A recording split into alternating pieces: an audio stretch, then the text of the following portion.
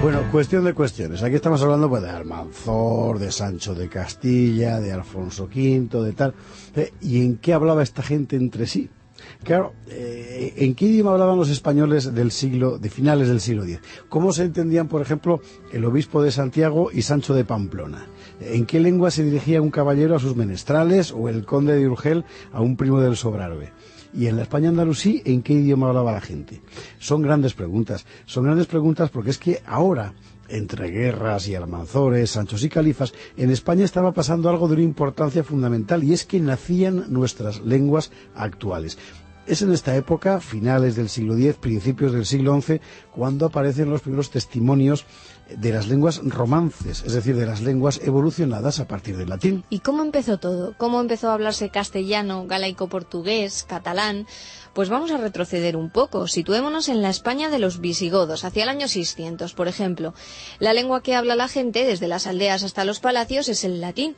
Un latín, no obstante, que ha empezado a cambiar. Primero de manera imperceptible, alterada por usos locales, después de manera más notable por los germanismos que introducen los godos.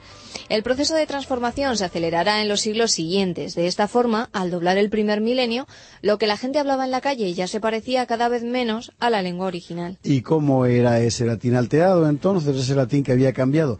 Bueno, pues apenas lo sabemos. La lengua culta seguía siendo el latín clásico, de forma que los testimonios escritos de esa época difieren poco de los siglos anteriores. Los filólogos creen que pueden identificar en este autor o en este otro giros donde ya se va viendo el cambio, pero para un no especialista es misión imposible.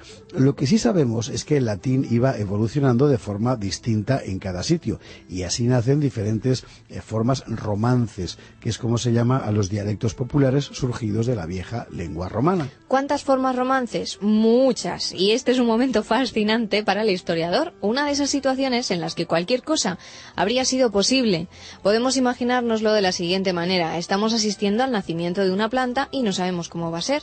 Toynbee define estos movimientos como crisálidas. Y esa era la situación de nuestra lengua hacia los siglos IX y X, una crisálida. Algo estaba naciendo, pero nadie podía saber qué saldría de allí.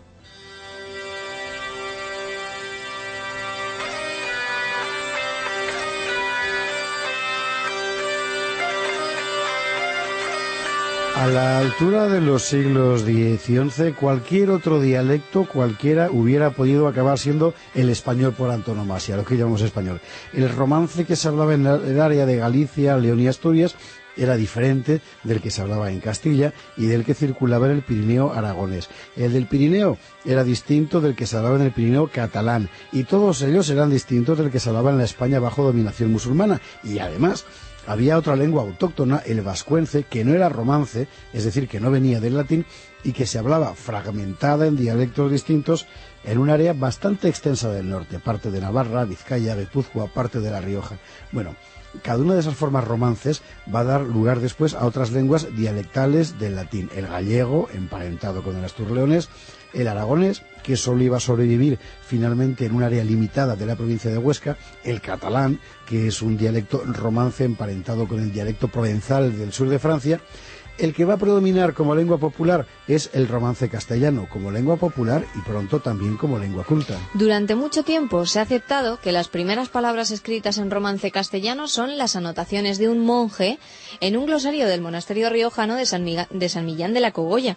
Hemos de viajar en el tiempo y situarnos en algún momento entre los años 970 y 1050. Al monasterio ha llegado un códice del reino de Pamplona, hoy lo conocemos como Códice 60. El manuscrito contiene unas vidas de santos, una pasión y misa de los santos Cosme y Damián, y un libro de sentencias y sermones de San Agustín.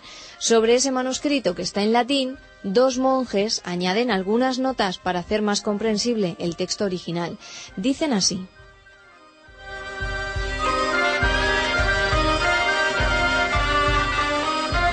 Cono aiutorio de nuestro dueno Cristo, dueno salvatore, qual dueno getena honore et qual dueno tienete la mandatione, cono Patre, cono Spiritus Sancto, en los séculos de los séculos, facamus Deus omnipotens tal servitio, fere che denante e la sua face gaudioso segamus, amén. Que traducido al castellano actual dice así: con la ayuda de nuestro Señor don Cristo, don Salvador, Señor que está en el honor y Señor que tiene el mandato con el Padre y con el Espíritu Santo en los siglos de los siglos, háganos Dios omnipotente hacer tal servicio, que delante de su faz gozosos seamos, amén. Fíjate tú qué diferencia. Por cierto, que en ese mismo documento aparecen también las primeras palabras escritas en vascuence, que decían algo así como Izioki dugu gek ayutu ezudugu, que quiere decir algo así como hemos sido salvados, no se nos ha dado ayuda. Bueno, respecto a las glosas en romance, ¿era esto ya castellano?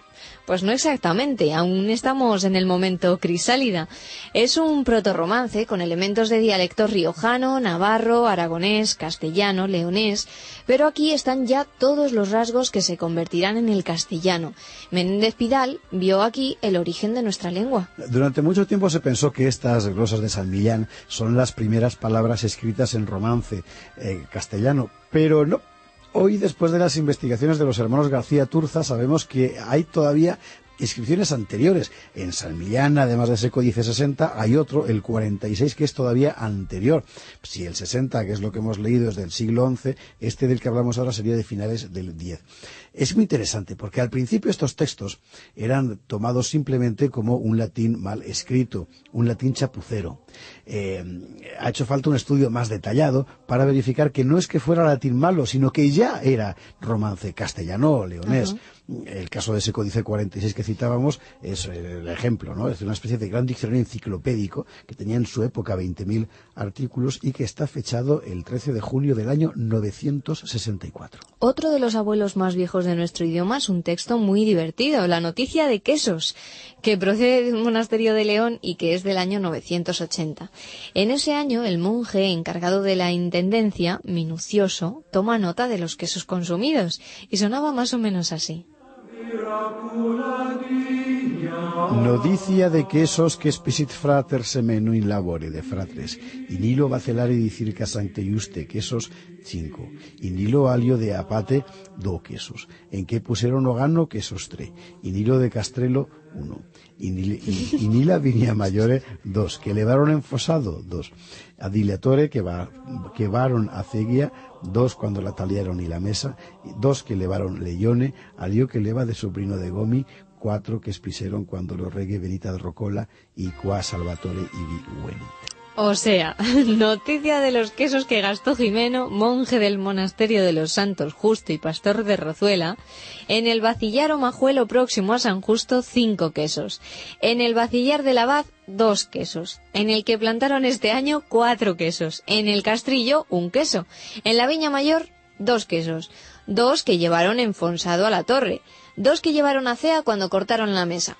Otro queso que lleva el sobrino de Gómez. 4 que gastaron cuando el rey vino a Rozuela. Y 1 cuando vino Salvador. La noticia de los quesos. La noticia de quesos. Bueno, pues mientras en el norte de España comían queso a mansalva y tomaban cuidadosa nota en lengua romance, en el sur, bajo la dominación musulmana, también se empezaba a escribir en algo que sería después castellano. Son los textos de las jarchas. Estamos entre los siglos X y XI.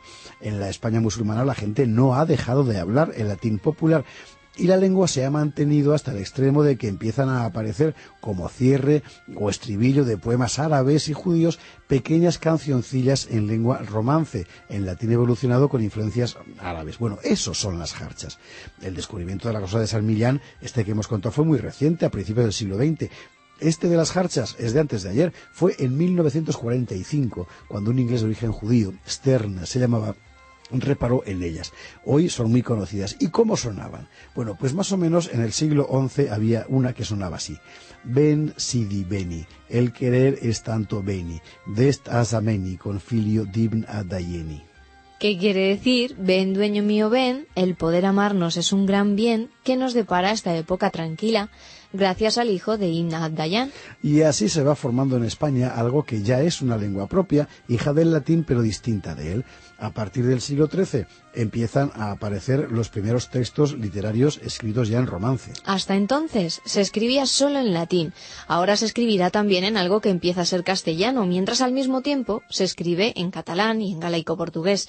Entre los siglos XI y XII, estas lenguas ya no son solo populares, sino que pasan a escribirse y, por tanto, a ser lenguas cultas. Bueno, y ahora la cuestión, ¿y cómo sonaba eso? Cuando te hablaban en esa lengua, ¿cómo se sonaba? Bueno, Eduardo Paniagua, en su tarea de recuperación de las cantigas de Alfonso X el Sabio, ha musicado alguna de aquellas cantigas y nos ofrece una interesante recreación de cómo podía sonar el romance galaico-portugués, lo que se hablaba en el Reino de León. Las cantigas son ya del siglo XIII, pero nos valen como ejemplo, y con una de esas piezas nos despedimos, la Natividad, precisamente, de la vida de María, y sonaba así.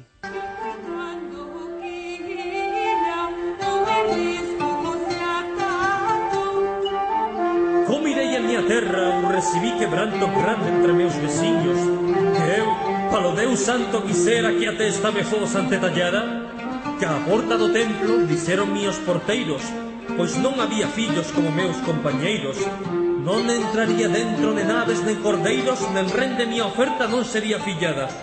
E por esta vergoña, e por este denosto follía esta terra, e ella así posto que nunca la torne.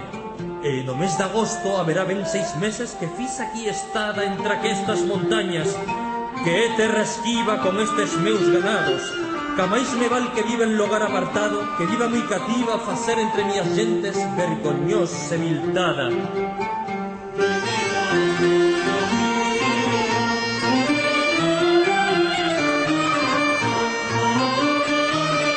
La estrella polar.